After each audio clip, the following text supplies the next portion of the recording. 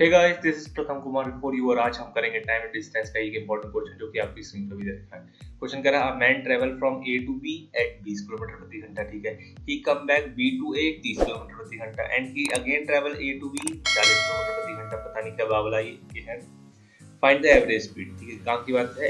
Average speed find करो। तो देखो यार, इस केस में ना हमको स्पीड स्पीड दे रखी है, हमें तो डिस्टेंस दे ही नहीं रखी। तो अब क्या करते हैं, देखो स्पीड क्या क्या है। देखो एक तो है 20 और है 30 और है 40, है ना। तो 20 30 40 का आप क्या करो, एलसीएम ले लो।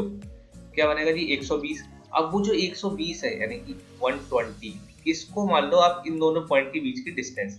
किस किस का, 20 30 और 40। ये तीन टाइप की स्पीड है ना। तो इसमें डिस्टेंस मान लिया हमने 120।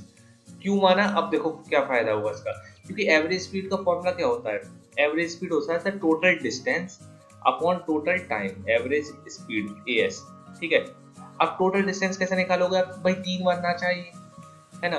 3 बनना चाहिए तो 120 प्लस 120 प्लस 120 ऐसे करके ना चाहिए तीनों टाइम, ठीक है।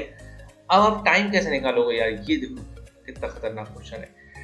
देखो पहली बार 20 किलोमीटर प्रति घंटा की रफ्तार से कितना डिस्टेंस कवर करा, 120।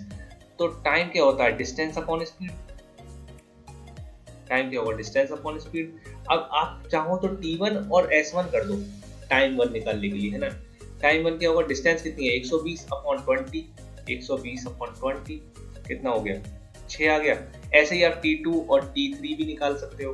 तो T1 क्या आ गया, 6। अब मैं डायरेक्ट निकालूंगा, T2 क्या होगा जी, ये दूसरी बार 30 किलोमीटर प्रति घंटा की रफ्तार से भागा है 120 को, तो 3 चौक 12 यानी कि 4।